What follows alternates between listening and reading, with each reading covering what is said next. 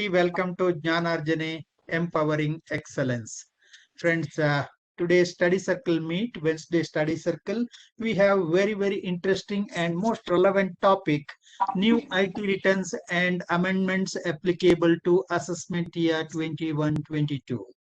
To enlighten us on this topic, we have an eminent chartered accountant, CA Radhika is with us. On behalf of Bangalore branch and on behalf of all the participants here, hearty welcome to CA Radhika. Hearty welcome, Radhika. Thank you, sir. Friends, you are the reason for this Wednesday study circle. Your overwhelming response for all our program is the reason every Wednesday we are conducting this study circle. Hearty welcome to each one of you. I'll take a minute of yours to update about the upcoming program. On 24th, I mean this Saturday, we have a session for young members or young CA firms. So the topic is opportunities and challenges for young CA firms. The eminent speaker is CA Sanjay Dariwal. He is going to impart knowledge, what are the various challenges and the various opportunities which we can make it and grow the practice. That is the topic. He is going to impart his all the knowledge. He is a very successful chartered accountant. I request all the members to register that program. It is going to be a very interesting session. And in this challenging time, I thought it is the most appropriate topic to all of us to listen. So I request all of you to register for that program on the Saturday, 24th July. And on 31st of July, another very interesting session we have created, that is all the Central Council members of our southern region, SARC regions, 6 Central Council members are going to come in the webinar. And the topic is the most hot topic is multidisciplinary practice. Multidisciplinary practice is allowed now by the ICAI and networking and alliance practice. So there is the practice which everyone is looking for to grow the practice size. So there may be challenges for maybe proprietary concerns or small firms. There may be challenges because of this new development. So to understand the nitty-gritty, and the guidelines are yet to come, to understand the nitty-gritty of this multidisciplinary practice, we have invited, Bangalore branch invited all the 6 our Central Council members. They are going to come and explain, answer all our queries. I request all of you to register that program and pose your questions. I request if you have any specific question, please send it to BLR chairman at ici.org, so that I will compile all the questions and we will place before them. They will answer systematically with the proper information. Instead of surprise questions, it is advisable to give the questions in advance so that they will come prepared, as it is a new topic for everyone. So they will give the proper answer. It will definitely help us. That is the reason I request all the participants or the interested people, please send your questions in advance to Bangalore chairman at ici.org, so that I will compile all the questions and pose it to them. It is on 31st of July, next Saturday, evening 4 to 6 p.m. It is a 2-hour session. Request all of you to register and also pass on this information to your friends and colleagues. With that note, once again, hearty welcome to all of you. Please look our BangalorICAI.org website for all the latest programs and other developments in the Bangalore and in our profession. Please look into, regularly visit BangalorICAI.org, our website. With that note, once again, hearty welcome to you. Over to Divya. Thank you, Chairman. A very pleasant good evening to all the members of today's participating in today's program, and hearty welcome to our speaker of today's program. To give a brief introduction about Ms. Radhika, as a master graduate in commerce from Amaravati University and a member of ICAI, she cleared her CA at the age of 21, and she has been awarded for scoring 5th merit in Amaravati University in her master degree and 3rd district topper during her BCom examinations. She began her career with PwC as advising clients in matters ranging from domestic taxation and litigation, double taxation avoidance agreements, expatriate taxation and cross-border taxation advisories. She is currently an assistant manager at Advait Consulting LLP and handles various topics involving income tax, international taxation, transfer pricing, and many other areas. With this very brief introduction, I welcome you for today's program. Hearty welcome once again on behalf of Bangalore branch. Thank you, Davina. Yeah, over to you. Yeah. So, thank you so much for this warm welcome and good evening, everyone. I would also like to thank the committee members of today's session for giving me an opportunity to present on today's topic, that is changes in IT returns and amendments in income tax provisions as per Finance Act 2020. I would also like to share some few pointers like why this topic is very relevant right now is the Finance Act 2020 was passed in March 2020, and all the relevant amendments of this for this financial year, that is financial year 2021, was passed out in March 2020. Now, when this is the time of the year where we comply for Finance Act for the financial year 2021, and there is a time gap of more than a year when the amendments were actually passed and when they have to be applied in the practical life right now. So it's a great initiative by Bangalore branch to have this session so that we can just brush up all the amendments and file our returns as well as assist our clients in filing it effectively. So I have bifurcated this presentation into various topics. That is, first we'll discuss the amendments of Finance Act 2020. I have segregated it pointer wise so that it is easier for the discussion. The second will be changes to IT return forms. These changes or amendments are basically based on the amendments of Finance Act 2020. And lastly, we'll discuss the extension of various due dates that will be coming. Generally extended because of the pandemic, as well as the e-filing portal is not that efficiently working right now. So these are the two reasons why the various extensions in the due dates have occurred. At the end of the session, we'll take some questions that we'll want to discuss. So I start with our first sector, that is personal tax amendments. So our finance minister introduced the new tax regime in Finance Act 2020.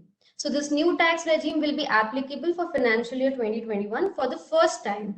And the option to choose which regime we should choose before filing a return, that is whether we should go for the old tax regime or the new tax regime, is given to the taxpayers. So this new tax regime is applicable to individual and HUF only. So if we want to decide on how or which regime we should go for filing this year's return, we should know what is the difference between the two tax regime and which regime will be beneficial to which individual fact pattern basis. So the first difference between the two regimes is the old tax regime has less slabs, and respectively, that is there are only 4 slabs and respective rates. But the new tax regime will has a number of slabs, and the rate is also increased. Like for every 2.5 lakh increase in the slab, the rate is increased by 5%. Suppose for the first slab, the 2.5 lakh rupees, it's nil. Next 2.5 lakh rupees is taxed at 5%. The next will be taxed at 10%. Until 15 lakh, it goes on. Above 15 lakh income, the tax rate is 30%. So this is the first change in the old and the new tax regime. The second change is Income Tax Act offers 70 plus tax exemptions and deductions that are available to an individual while filing their tax returns. But if you opt for the new tax regime, then these deductions and exemptions will not be applicable to you in the new tax regime. But if you go for the old tax regime, all of these deductions and exemptions you can claim for. So for example, if I give some of the very common exemptions or deductions that we go for, if you are having a housing loan and you're repaying that housing loan, you get a deduction for the principal repayment. You also get a deduction for the interest repayment. So all this deduction will not be available in the new tax regime. If you are a salaried employee or you're staying in a rented house, you cannot claim a HRA deduction. You cannot claim LTC deduction. Any investments that you make or you contribute to a pension fund, all of these were allowed to be claimed as deduction under Section 80C. This is also not allowed. So no deductions or exemptions will be allowed in the new tax regime. So while advising your clients, you'll need to be mindful that how many deductions or exemptions the person already has, in which slab rate does it fall, and when you compare with the old and the new tax regime, which tax regime is beneficial for that person. Now, the second question comes is whether it is possible to switch between the tax regimes every year. So the answer is yes as well as no. So if the person or the individual is having income from business or profession, he's having PGBP income, then he will just get one option to choose between the tax regime. Suppose for financial year 2021, a person having PGBP income chooses for the new tax regime. That is one option that he can choose. Later on, he just have one option to go back. After that, like for the next year, that is financial year 21-22, the person realizes that the new regime is not beneficial for me and I want to go back to the old tax regime. He just have this one option. Once he goes back, he can never come back to the new tax regime till the time he has business income. So a person having business income needs to be very careful and keep future endeavors also in mind while choosing between the old and the new tax regime. But individuals that have income from salary or any other source of income other than PGBP has the option to choose between the tax regime every year. So on the basis of the beneficial tax regime, you can decide which regime you want to go for, and accordingly you can choose the regime and file your tax returns. So this is all with respect to the new tax regime that was introduced. The next amendment that happened is in the residential status. So why is it important to determine your residential status appropriately is because in India, we follow residence-based taxation. That is, the taxation or the nature of income will be determined on the basis of your residential status. There are three types of residential status: resident, deemed resident, and non-resident. A resident can be classified into two more sections, ROR and RNOR, that is resident and ordinarily resident, resident but not ordinarily resident. Deemed resident, if a person qualifies as a deemed resident, then he'll always be considered as resident but not ordinary resident. And the third section is non-resident. So there are changes in the rules and determining the residential status in Finance Act 2020. There are some overlapping as well in the rules. So I have simplified the rules and we'll discuss it. But I just want to give you a brief of if a person is classified as a resident and ordinary resident, the global income becomes taxable in that person's hand. If he is considered as RNOR, he is liable to pay tax on Indian sourced income plus income from business or profession which is set up or controlled in India. And if he is considered as non-resident, he just have to pay tax only on the Indian sourced income. So this is the difference between the residential status. So first we'll discuss how to determine whether a person is a resident or not. So the first rule is any person, whether he's an Indian national or he's a person of Indian origin or he's a foreign national or he's a traveler, any person. If any person is having his physical stay in India of 182 days or more in a relevant financial year, he becomes a resident of India. This is the first rule. The second condition is if his physical presence in India is less than 60 days, he does not qualify as a resident, so he becomes a non-resident for now. The third category is a person who stays more than 60 days but less than 182 days. So if you fall under this category of more than 60 days but less than 182 days, there is a third rule, that is your physical presence in India is more than 60 days plus 365 days or more in the last 4 years. If you fall into this category, then you become a resident of India. Now the third category has two exceptions. The first exception is if an Indian citizen or a person of Indian origin who visits India during the year. Suppose an Indian citizen, suppose I am an Indian citizen, I am working in US, for example, and I just come to India on a personal visit or some personal family function or any personal reason if I visit India. In that case, and if my Indian sourced income is less than 15 lakh rupees, the third category, that is the 60 days, will be replaced by 182 days. And if my income is more than 15 lakh rupees for that financial year, the 60 days will be replaced by 120 days. So this is the first exception to the third category. The second exception is Indian citizen leaving India for employment or as a member of an Indian crew of an Indian vessel. So if you are leaving India, if you are going on an employment outside India or as a member of a crew of an Indian vessel, then the third category, the 60 days, will be replaced by 182 days. In the second exception, it does not matter whether your income is more than 15 lakh rupees or whether it is less than 15 lakh rupees. So these are the conditions on the basis of which you can determine whether the person is a resident in India or a non-resident in India. Now, once a person becomes a resident in India, he needs to again be classified into whether he's a ROR or a RNOR. So first we'll discuss the second pointer, that is who shall be considered as a deemed resident. So deemed resident means this is a new clause. This was not there before Finance Act 2020. So this clause will be relevant from financial year 2021. So deemed resident means Indian citizen who's having total income. Total income means Indian sourced income only. We will not include foreign income while determining this criteria of total income more than or less than 15 lakh rupees while determining residential status.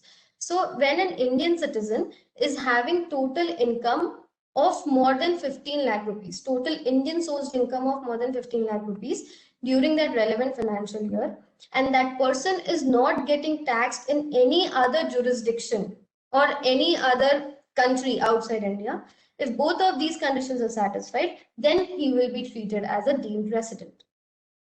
Once a person becomes a deemed resident, he automatically becomes a resident but not ordinary resident. A deemed resident can never be resident and ordinarily resident. So once you become a deemed resident, you will be RNO. Now, this is one criteria, that you become a deemed resident and become a RNO. The first one was you are classified as a resident.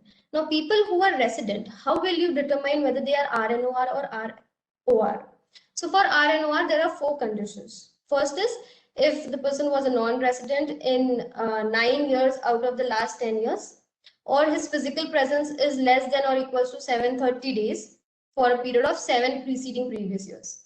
If any of these 2 conditions are satisfied, he becomes a RNOR. Otherwise, he will be considered as a ROR. The third condition is the second quadrant.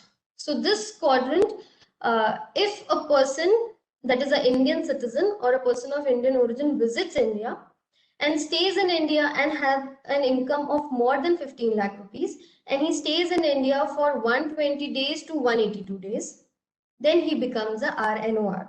And if he stays in India for more than 182 days, then he becomes ROR.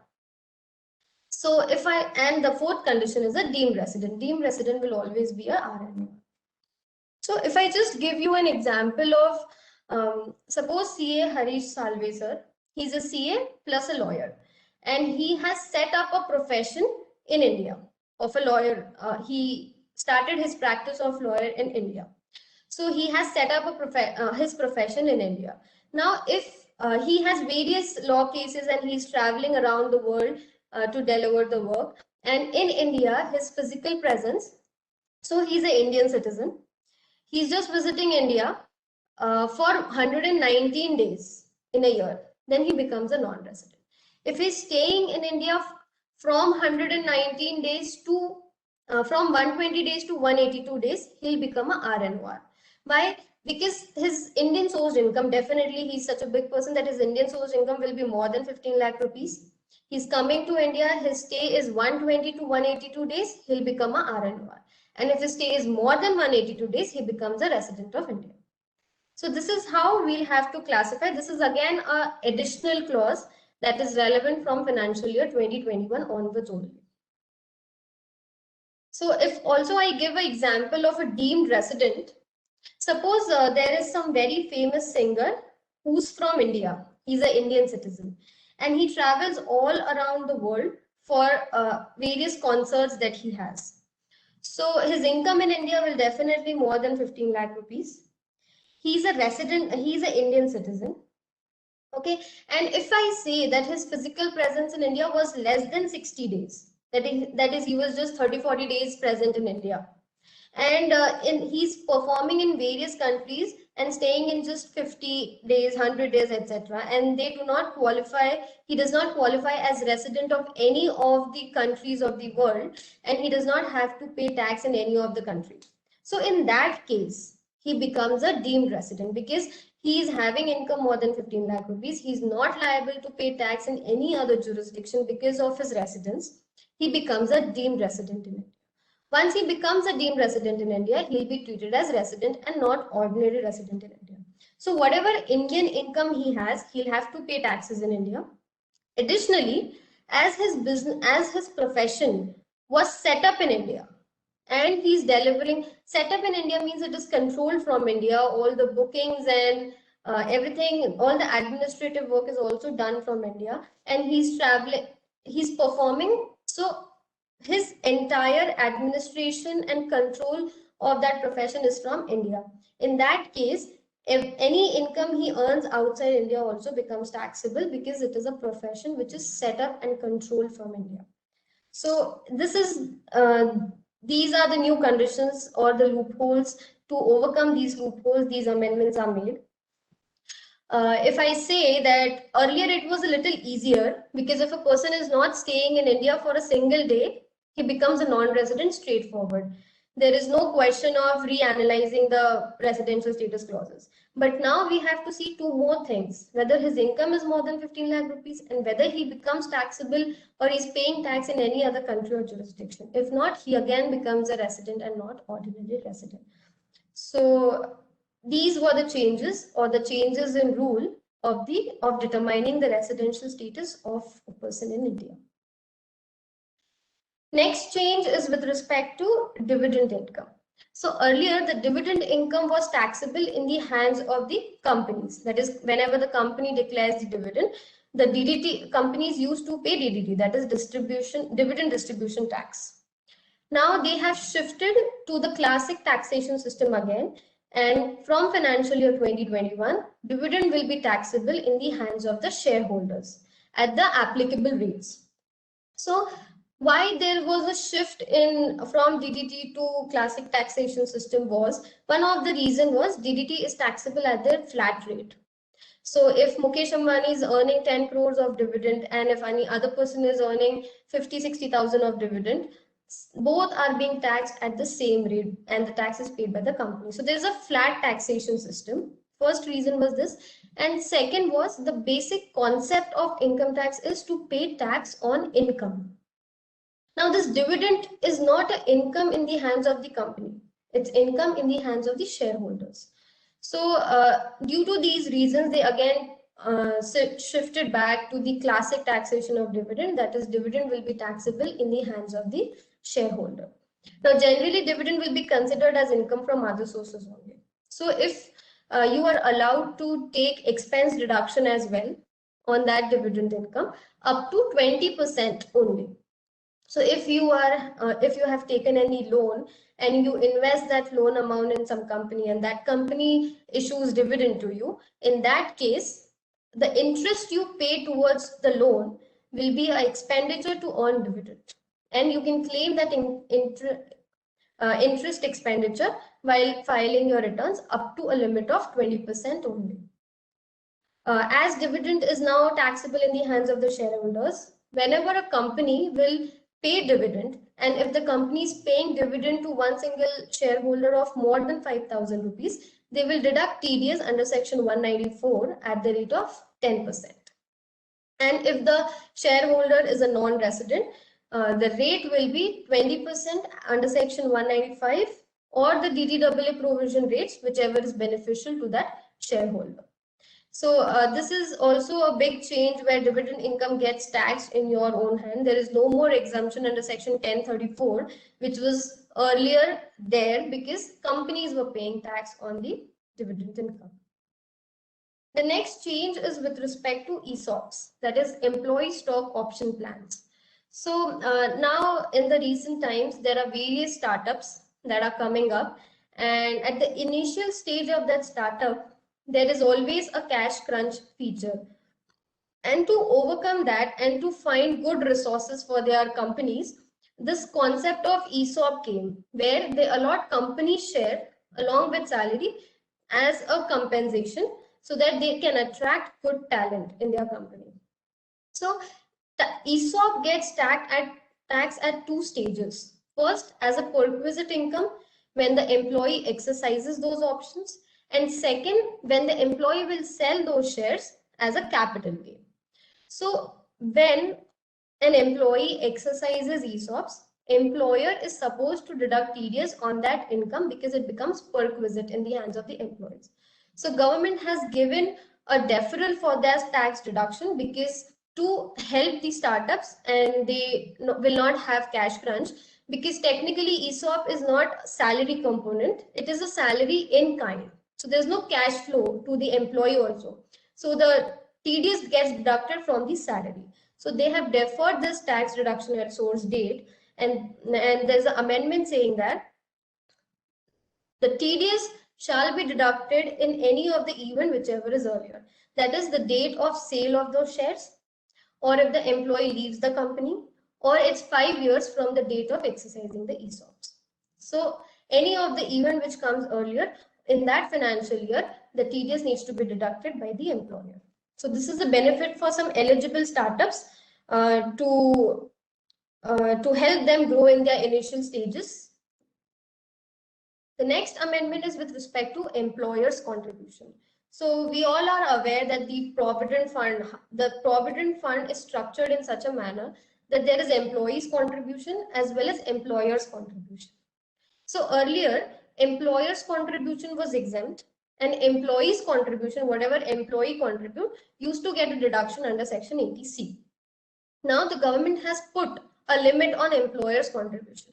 So they say if any employer contributes more than 7,50,000 rupees in recognized provident fund, national pension scheme, or superannuation fund, then the excess paid, suppose the employer pays 10 lakh rupees, so up to 7.5 lakh rupees it's exempt. The next 2.5 lakh rupees becomes taxable in the hands of the employees. And any interest or any revenue that you earn on the 2.5 lakh rupees component becomes taxable in the hands of the employees. So it's really a difficult task to determine at what point the 7.5 lakh will cross, because the contribution goes monthly and interest gets compound. So to derive at the taxable perquisite amount, they have also given a formula, which is a real complicated one, but yeah, on the basis of this formula, we need to calculate the taxable perquisite and needs to get taxed and needs to pay tax on that income. The tax audit limit is also extended. Earlier, any person whose total sales or gross total turnover exceeds 1 crore rupees was supposed to get their accounts audited. Now, the limit of 1 crore rupees is extended to 5 crore rupees if you satisfy two conditions, both the conditions. The first one is total cash receipts should not exceed 5% of the total turnover, and total payments also should not exceed 5% of the total payment made. If both these conditions are satisfied, then the tax audit limit will be 5 crore rupees. Otherwise, it remains same, that is 1 crore rupees. So these were the amendments for personal tax, basically in the hands of the individuals or HUF. Now we shift to the corporate tax amendments. So the corporate tax amendments, as the new tax regime has been introduced for individuals and HUF, a regime was also introduced for companies in Finance Act 2019. And and if a company opts for that new tax regime, then the company will not be able to claim any deductions under Chapter 6A. However, deduction under Section 80M will still be available to the company. Now, what is deduction under Section 80M? As we have seen that dividend becomes taxable in the hands of the shareholders from financial year 2021. Suppose company A is paying dividend to company B, and that company B is distributing that dividend to company B shareholders. So company A pays 50,000 rupees as dividend to company B, and company B again redistributes those out of that 50,000, redistributes 40,000 as dividend to shareholders. So company B can take a deduction under Section 80M of 40,000 rupees, because technically that dividend is being distributed to shareholders and it should get taxed in their hand. So companies can take deduction under Section 80M if they distribute dividend before the due date of filing the income tax return. The second change is with respect to the fair market value of assets. So under Section 55, when you calculate capital gains, you are eligible to claim a deduction of cost of acquisition of that asset and cost of improvement as well. So if the asset which you're selling was acquired before 1st April 2001, then the law earlier the law used to say that either you can consider the fair market value of that asset as on 1st April 2001 or actual cost of asset, whichever you want to choose. So generally a public will choose whichever is higher. So this was the law. Now they have restricted, saying that the cost of that asset will be either fair market value of that asset as on 1st April 2001, restricted to stamp duty value as well. So if the fair market value is more and stamp duty value is less, the fair market value of the asset will be restricted to the stamp duty value. So this is a small change that they brought in with respect to cost of acquisition of the asset which were acquired prior to 1st April 2001.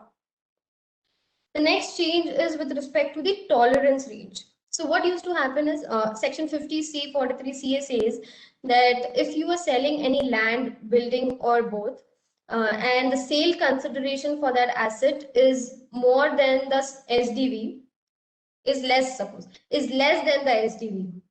So the sale consideration for the purpose of calculating capital gain would be stamp duty value. SDV means the stamp duty value of that asset. But the section used to say if the difference between the actual sale consideration and the stamp duty value is just 5%, so that is a tolerance range. If the difference is just 5%, then for the purpose of calculation of capital gains, we used to take actual sale consideration only. But if it is more than 5%, we used to take SDV, that is stamp duty value. Now this tolerance range is increased from 5% to 10% while calculating capital gains for this land, building and both.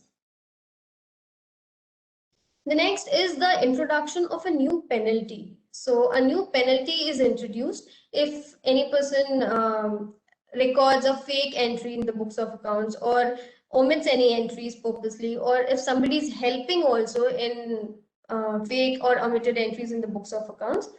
A penalty under Section 271 AAD is introduced, and the amount of penalty will be value of the false entry being passed in the books of accounts or entry omitted in the books of accounts. As we know that now they have a new or concessional rate regime for individuals, HUF, companies. So they have also introduced a concessional rate regime for cooperative societies as well, saying that a cooperative society, if opt for the concessional rate, needs to pay tax at the rate of 22% plus surcharge plus cess, and they'll not be eligible for claiming specific deductions or exemptions while filing their return of income. So there is a new scheme for cooperative societies as well. The due dates to file the tax returns. So they have extended the due dates where a person was required to get their accounts audited and then file the return. The due date earlier was 30th September. Now they have made it to 31st October. And in TP cases, that is transfer pricing cases, the due date is 30th November now. And also they have brought parity between the non-working and the working partners of a partnership firm.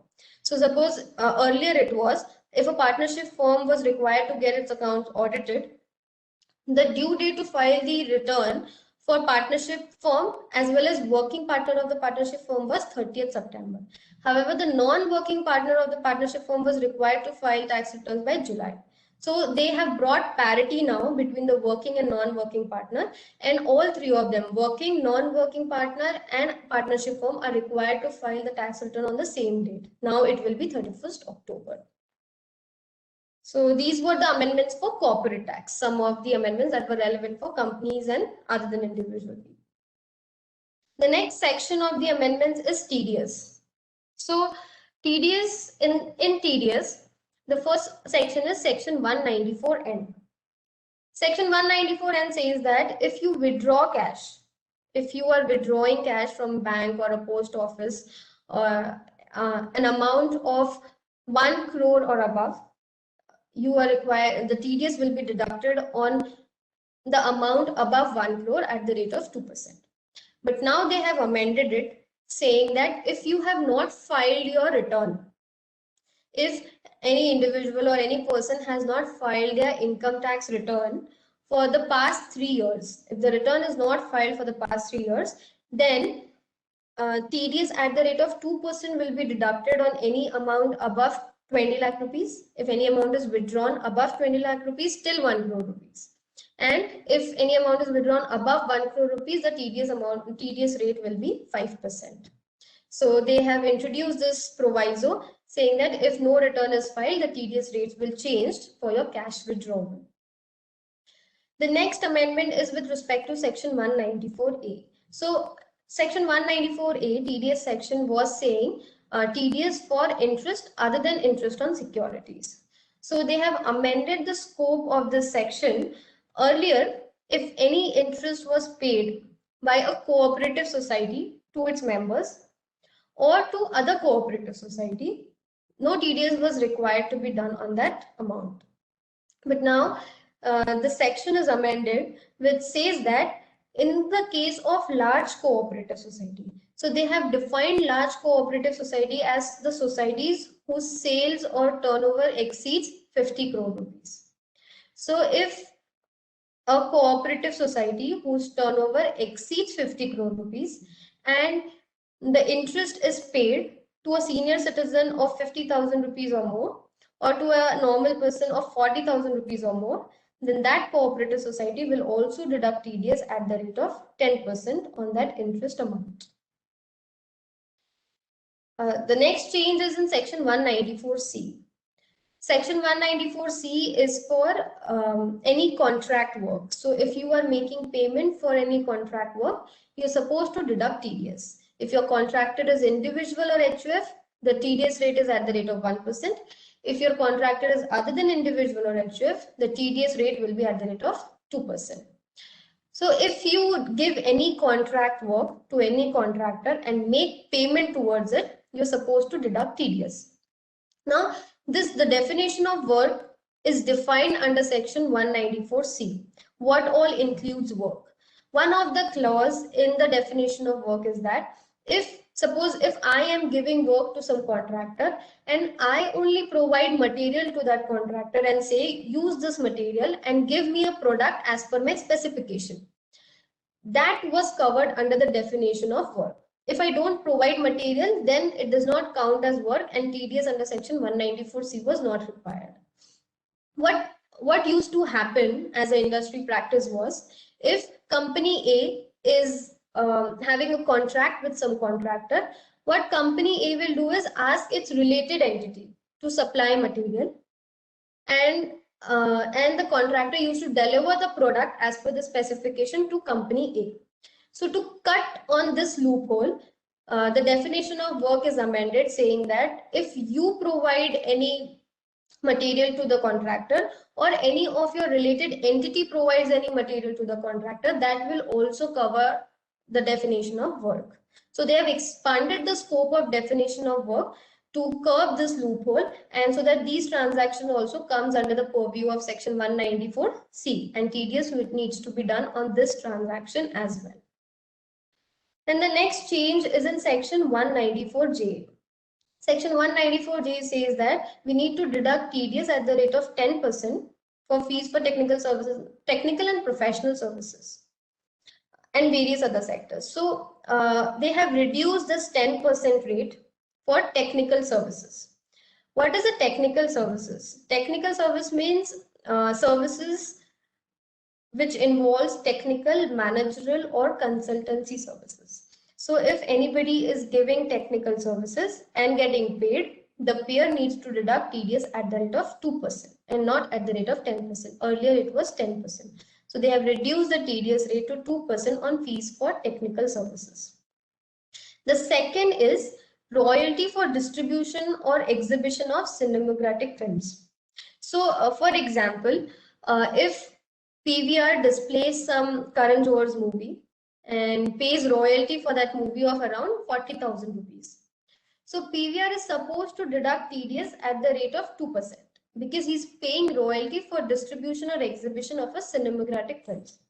But if somebody is paying royalty to Tata Seals, for example, so in that case, it is not for distribution or exhibition of cinematographic films. So any royalty paid other than cinematographic films needs to be, TDS needs to be deducted on that at the rate of 10% only. So the TDS rate gets changed only for royalty for distribution and exhibition of cinematographic films only. The next is section 194K. It is in line with the dividend income. So if any mutual fund companies distributes income to their unit holders, in that case, and the income is more than 5,000 rupees, in that case, they will deduct TDS at the rate of 10% in section 194K. And TDS is not required to be deducted on capital gains of these mutual funds. It is only required to be deducted on the income that a unit holder receives from mutual fund companies at the rate of 10%. So this is in line with, as the dividend is taxable in the hands of the shareholder. So dividend from mutual fund companies also gets taxed under section 194K. Now, this is a new section. Section 194O is introduced, and it is a new section which says that TDS on an e-commerce transaction.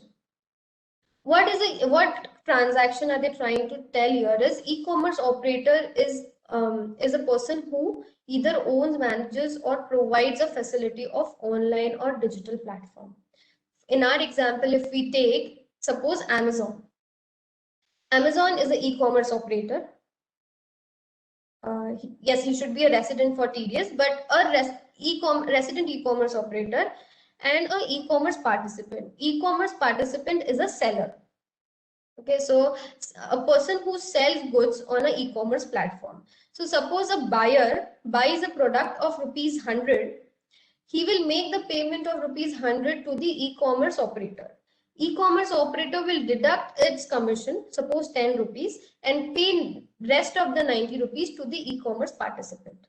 Now, when an e-commerce operator makes payment to the e-commerce participant, the e-commerce operator needs to deduct 1% of the gross sale, that is 1% of rupees 100 and not rupees 90. So 1% of 100 needs to be deducted as TDS by an e-commerce operator.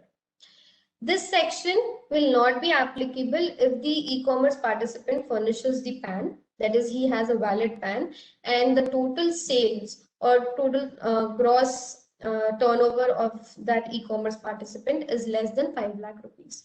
So if he has a PAN and the turnover is less than 5 lakh rupees, section 194O is not applicable. But if it is more than that, then all the e-commerce operators will have to deduct TDS at the rate of 1% on the gross amount, not on the amount that they pay, but the gross amount, total amount of sale that the e-commerce participant has done. So these were the relevant amendments for TDS. Now we'll move on to the TCS amendments. So TCS amendments, earlier the TCS was a very restricted section and was applied to some specific goods only. Now they have amended, they have expanded the scope of TCS, and they say that if any person is making a payment on an LRS scheme, suppose liberalization scheme. So if liberalization remittance scheme, it is LRS scheme, liberalization remittance scheme under FEMA, if any person is making payment of more than 7 lakh rupees in a year in aggregate, then TCS will be deducted at the rate of 5%. But now, if suppose I want to go and for my higher studies to US and my college fees is 20 lakh rupees.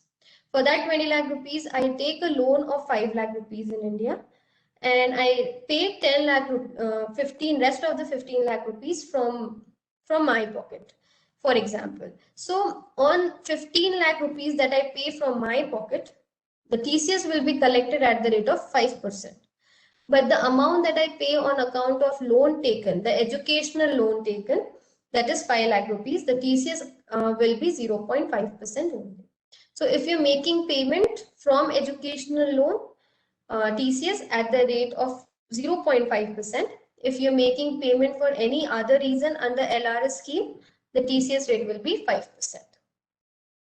Now, if you are going on a foreign travel and you make payment to your overseas tour package, towards your overseas tour package or your operator, the TCS, they will also collect TCS at the rate of 5%.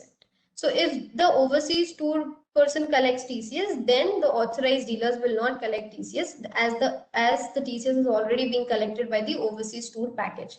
Now there is no limit. If you pay even 2,50,000 rupees to this overseas tour package, still the TCS will be collected at the rate of 5%. So there is no limit for the specific clause of overseas travel. Now this is a new section that says that TCS on sale of goods at the rate of 0.1%.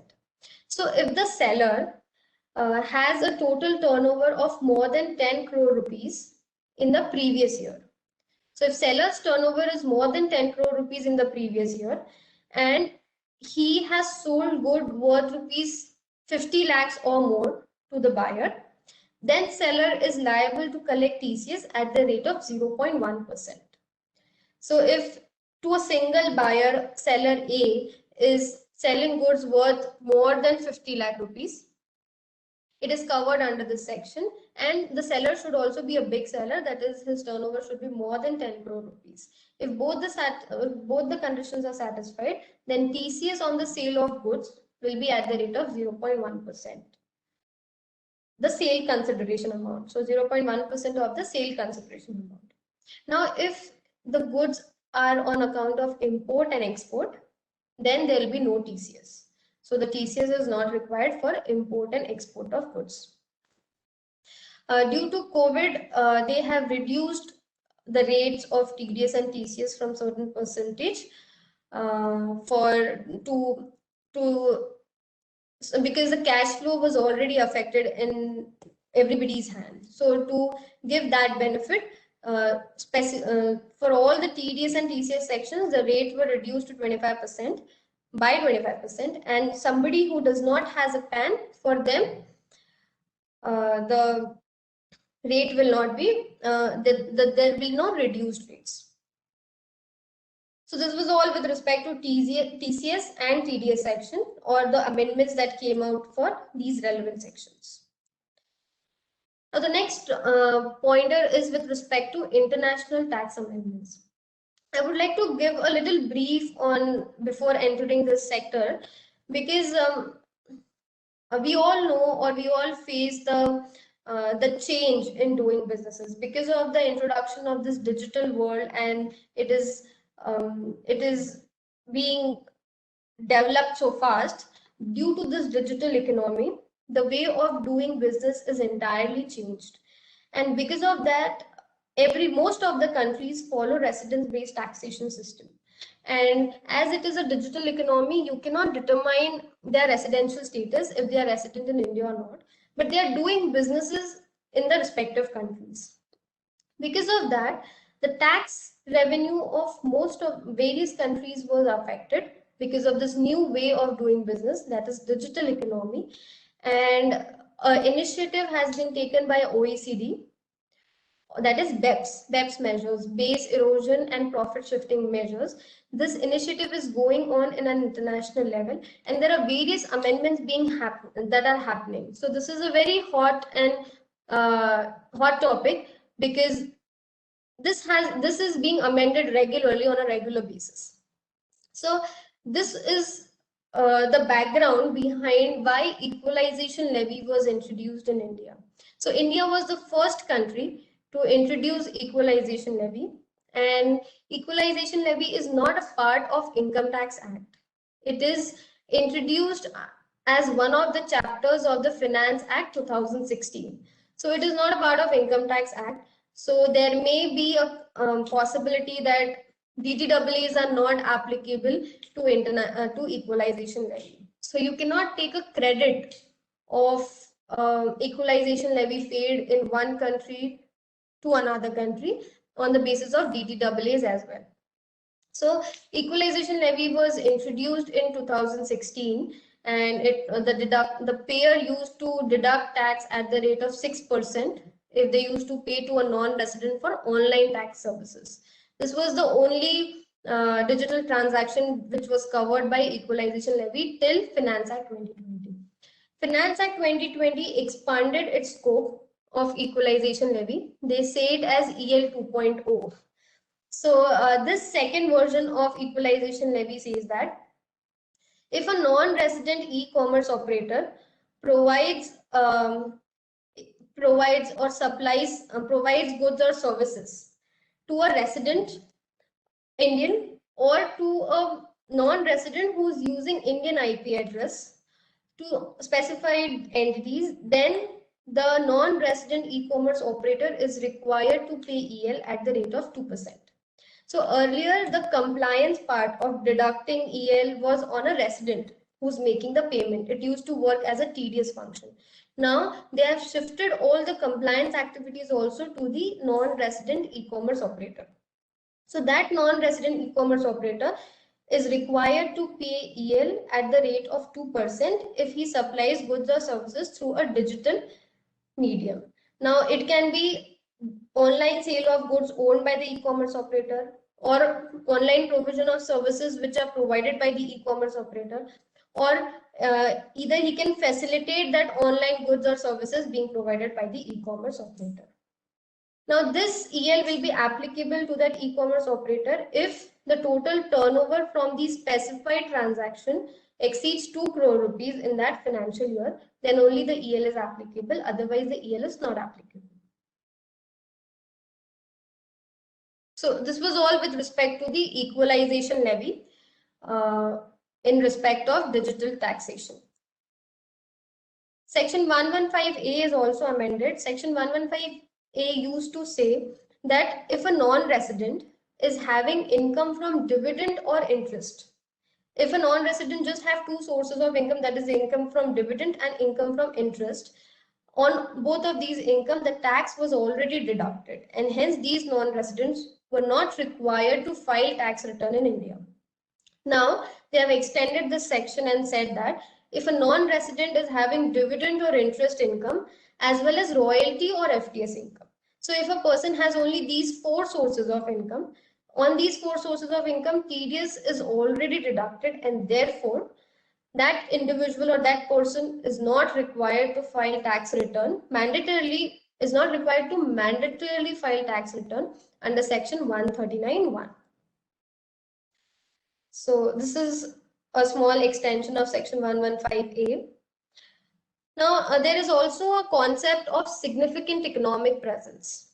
So this has been introduced in Finance Act 2018, but it was getting deferred, and finally in the Finance Act 2021, that is the next year, from next year onwards, the current year onwards, the threshold is also determined for significant economic presence. So this concept is not relevant for financial year 2021, but is applicable from financial year 21-22.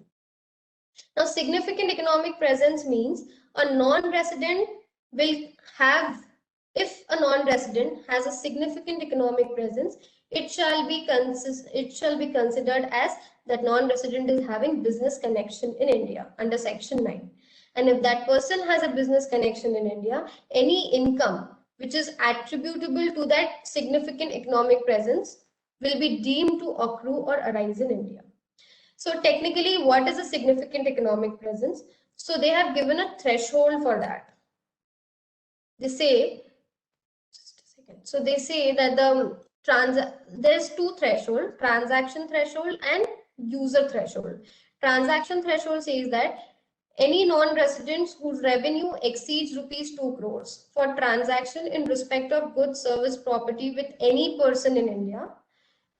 If a non-resident is dealing with India and having a transaction with respect to goods or services or property, and the revenue exceeds 2 crore rupees, then that person will be considered to have significant economic presence in India. This transaction will also include the download of data or software, etc. And the user threshold is 3 lakh users. So if any entity has continuous or a user base is doing continuously the business with more than 3 lakh users in India, then it will be considered as having significant economic presence in India. And any income arising out of these transactions will be deemed to accrue or arise in India and will become taxable in India. Now, this will be applicable from this financial year. There are a lot of discussions and presentations going on in this issue right now. So practically, we'll come to know what are the issues later on. But yes, these thresholds, they say that this threshold is very less, and various debates are going on this topic right now. So if a person, but this section, this relevant topic of significant economic presence will be applicable only to those countries with whom we do not have a treaty. So if we have a treaty, that is DTAA, then the definition of business connection and permanent establishment is different in DTAA, and those DTAAs are not amended. So we will, the Act says whatever is beneficial to an individual should be followed. So the DTAA provisions will be beneficial, and hence the significant economic presence will not impact much. But with the countries that we do not have a double taxation avoidance agreement, will have an impact because of this new clause coming up. So this was the amendments with respect to international taxation. Now we shift to charitable trusts. So amendments in charitable trust. We know that earlier the trust can get registered under section 12AA or get an approval under section 1023C. They were allowed to keep both. They can either apply exemption under section 12AA or can also apply exemption under section 1023C earlier. So now this is streamlined. The new laws say that either you can have a registration under section 12AA or you can have a registration under section 1023C. You cannot keep, a charitable trust cannot keep both the sections and cannot keep on switching between the sections for all the alternate years, whether they want to have exemption under section 12AA or whether they want to claim an exemption under section 1023C, etc. So now a person can have a registration only in one of the section. If you already have a registration under section 12AA and you apply for application under section 1023C and you get that approval also under section 1023C, then your registration for 12AA will automatically be cancelled. So this is one change, that you cannot keep both. Now earlier, once you receive the registration or the approval, it was for an infinite period. Now they have restricted this to 5 years. So any registration or approval that is given to a charitable trust are valid for 5 years only. After the expiry of 5 years, that is when your 5 years are getting completed, an application needs to be submitted 6 months prior to the expiry of that date for re-registration or re-approval. So they have restricted the approval to 5 years only. Now, the second thing is, every charitable trust that already have this approval or registration needs to apply afresh again on the income tax portal under form 10A and 10AB. And the registrations will be granted to them by the tax officers for 5 years only. If a new trust is applying for a registration, then the first provisional registration will be given for 3 years. Directly a final registration will not be given to any of the trust. So a trust will first receive a provisional registration of 3 years, and after, for 6 months prior to the expiry of this 6 months prior to the expiry of those 3 years, an application needs to be made for the final registration. So the entire registration process of this charitable trust is amended, and we have to reapply for all the trust needs to reapply for all of these registrations. Now there is one more change, saying that earlier the trust were not required to file any form for the donations received by them from the donees. So trust, those are ATG eligible trust. Like if you make a donation to any charitable trust that is registered under section 80G, then you get a deduction for that donation. Okay, so when going forward, when you make a donation to that trust needs to record all the donations and file a form, that is form 10AB, I guess, or I'm not sure on the form, but a form needs to be filed by the trust of the list of donations received from the donee, and that needs to be submitted with the department, and also issue a certificate of donation to the donor. ATG deduction will be available only when the donor has a certificate of donation made. And if the trust, they have also introduced penalty sections if the trust does not follow or does not file the form for all the donations received. So this filing of the form by the trust, and this section, this amendment of all the trusts are required to file a form, is applicable from financial year 21-22. It's not applicable for 2021. But this is one, I thought this is one more additional point that we need to be taken for the current year, that we need to be aware of with respect to charitable trust. So this was all with some of the changes that were there with respect to all the entities as per Finance Act 2020. Should I just take a break for 5 minutes, or should we continue with the changes in the ITR forms?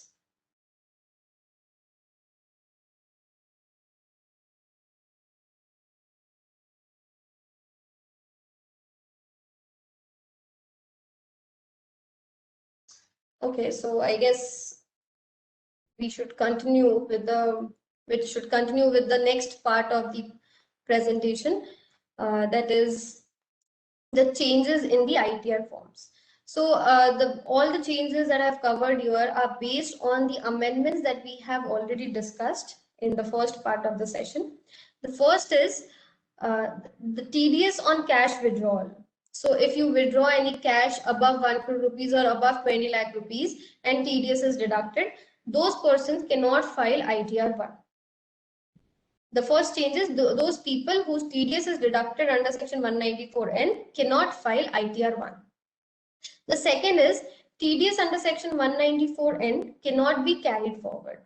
So, so the concept behind this is, if any TDS is deducted on your income and you offer that income to tax in the next year, so you can carry forward the TDS which is deducted to the next year so that it gets set off against that income. This can be done for when TDS is deducted on income. Under section 194N, TDS is not deducted on income, but it is deducted on the principal amount only. It's not, cash withdrawal is not your income, it's your principal or the cash that you have. So therefore it cannot be carried forward. You need to take the credit of the TDS under section 194N in the same year in which it is deducted.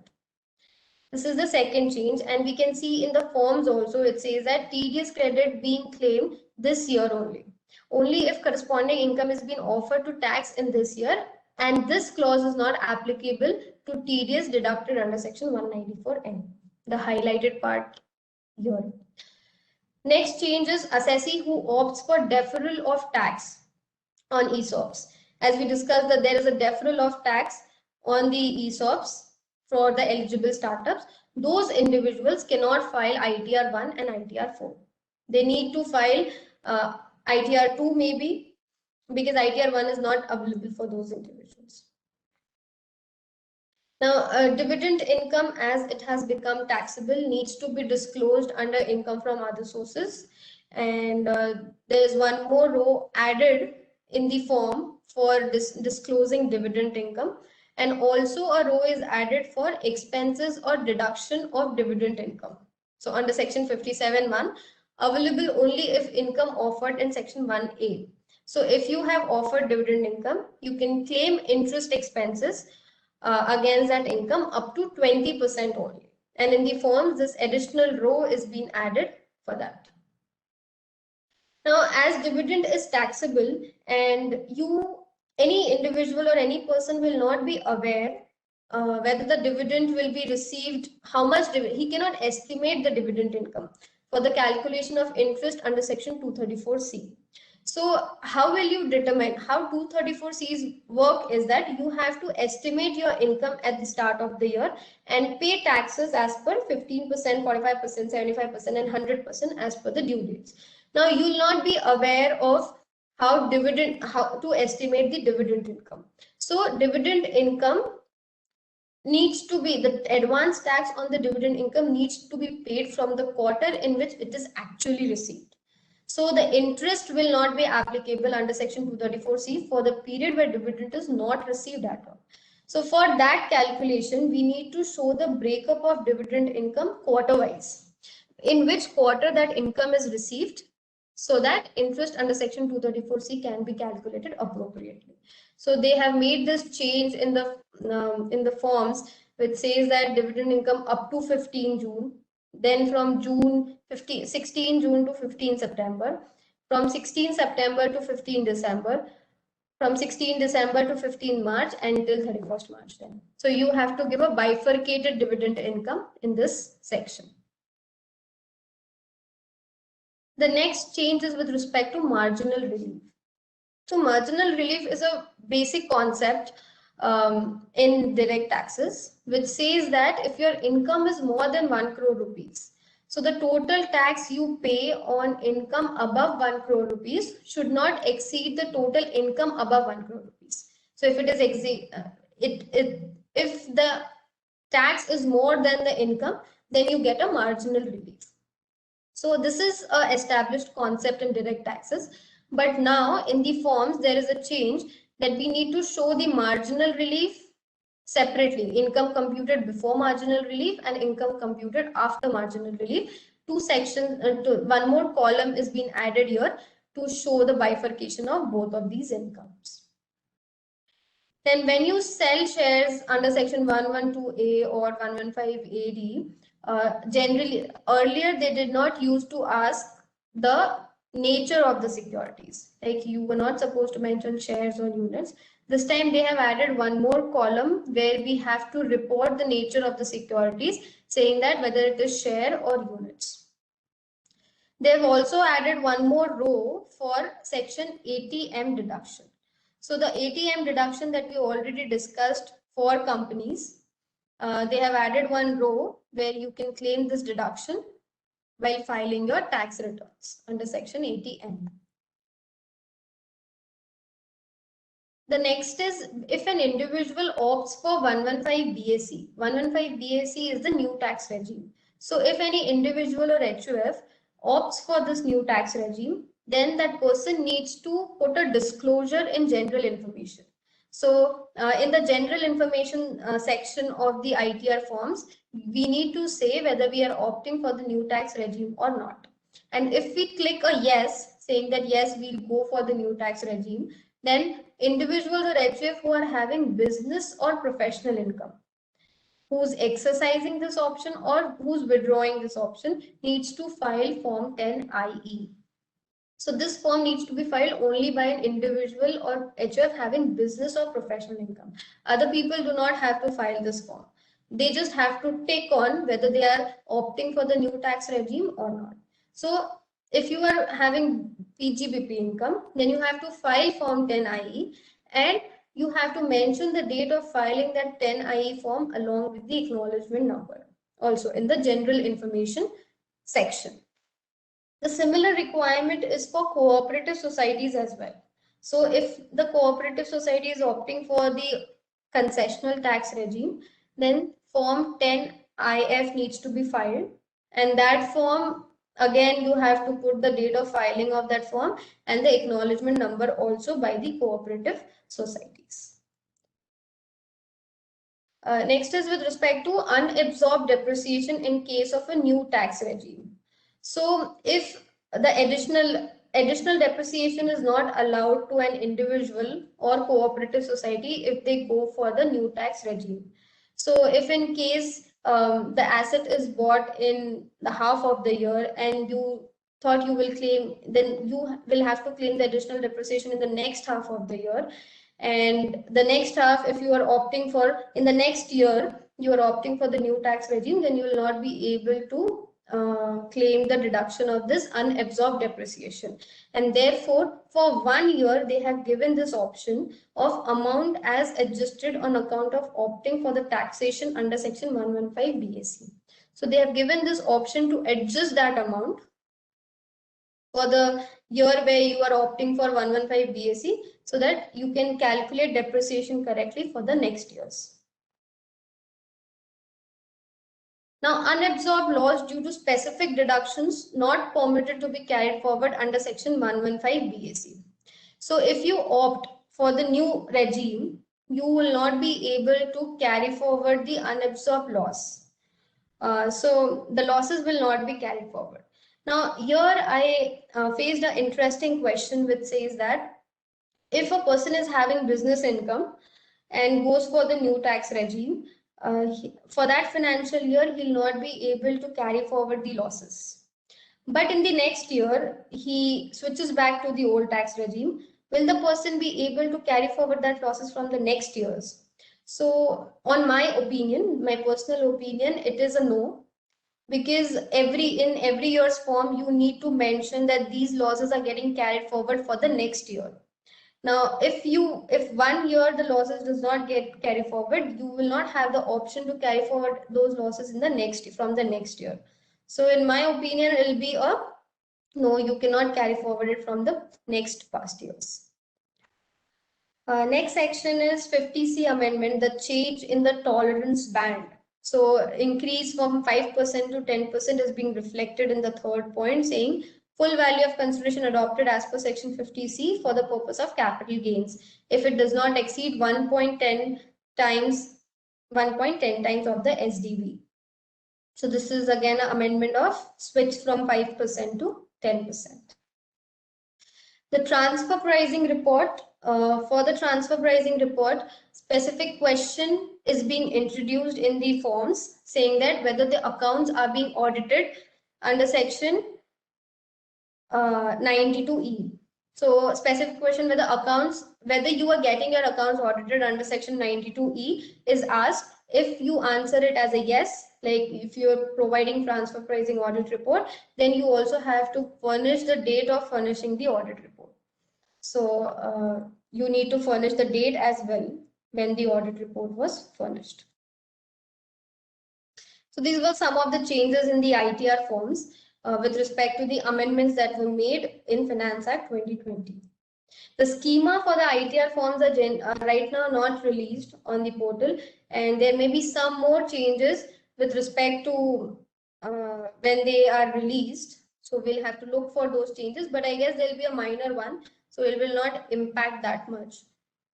Now, the last part of the presentation is with respect to extension of the due dates. So these due dates are extended. So these due dates are extended. Earlier, there was one circular which on a month prior, the circular was issued when the due dates were extended. But now again, some of the due dates are extended because of a non-working of the e-filing portal. So as the portal is not operating appropriately, there are more changes in the due dates. The first one is already passed off. I'll not talk about it. The extension of the due date for filing Form 16, yes, it has been extended till 31st July. So the Form 16 needs to be issued by the companies by 31st July. Then due date for filing the tax audit report remains the same, that is 31st October. For financial year 2021, the due date for filing the TP report is also the same, that is 30th November. It is supposed to be 31st October, but has been extended by 30th November. The last date for filing belated or revised return for financial year 2021 is extended to 31st of January 2022. Tax filings for other than audit cases, the due date is 30th September. Tax filing for cases where audit report needs to be furnished, it is 30th November. And the tax filing for taxpayers required to furnish transfer pricing report, the due date is 31st December 2001. There are certain more extensions with respect to trust registrations. So as the forms are still not available on the e-filing portal, the trust registrations were supposed to be made by the TUS by 30th June, but they have extended it till 31st August 2021. So this was the presentation with respect to changes in ITR, changes in IT Amendment Act, and some of the extension of the due dates. So thank you so much for being such a patient and helpful audience. We can take questions now if anybody has some.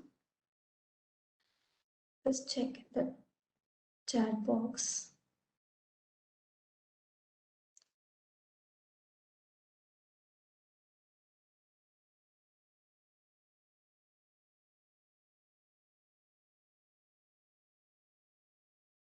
Oh, sorry, I didn't see it was please take a break.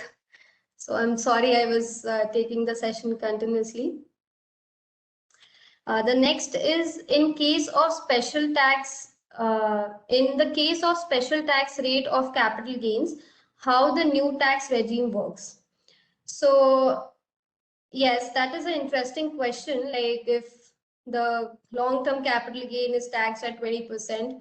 So what my opinion on this is that there are specified rates for capital gain. If it is a long-term capital gain, it will be taxed at a 20% rate. Or if it is a 112A capital gain, it will be taxed at a 10% rate.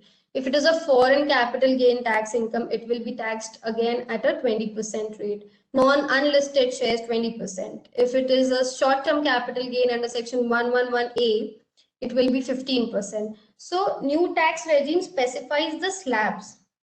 In general, for the income for which the specified rate is not mentioned, if any income which is to be taxed at a specified rate will get taxed on that specific rate. With respect to slab rates, the slabs have been changed in the new tax regime. So the slabs have been increased and the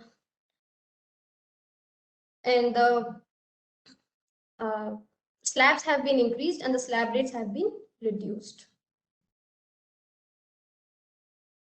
There's one more question of if professional renders consultancy services, on that consultancy services, TDS can be 2%.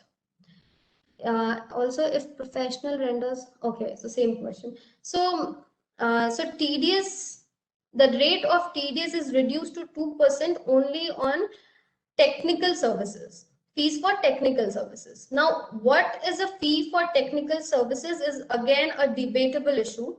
It is fact specific and we have to do a detailed analysis because there are various case laws and because what is a technical service is not been defined everywhere. It has always been interpreted and therefore there is always an issue behind it. So if it falls under fees for technical services, that needs to be analyzed on fact to fact basis. So if that specific transaction falls under fees for technical services, then only the rate is 2%. If it is a normal professional service, then the rate will remain as 10% only.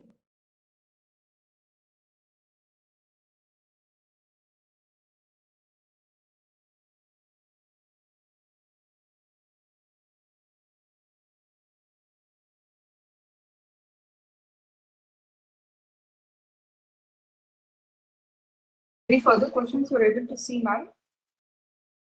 Chat box? No, so I have taken, there's one more question from tedious filing due date further extended to 15 July 2021. So yes, the last quarter filing date was extended till 15 July 2021. So I guess no further questions are there in the chat box right now. If no further questions, can we wind up the session or you have?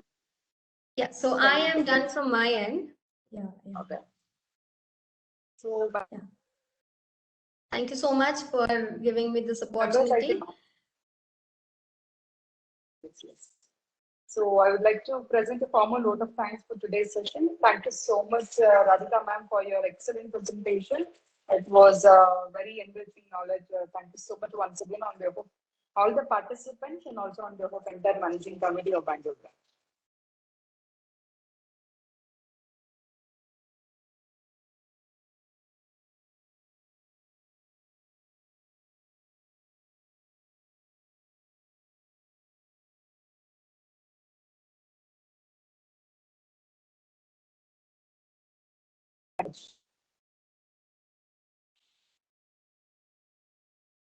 Manish, you can wind up the session.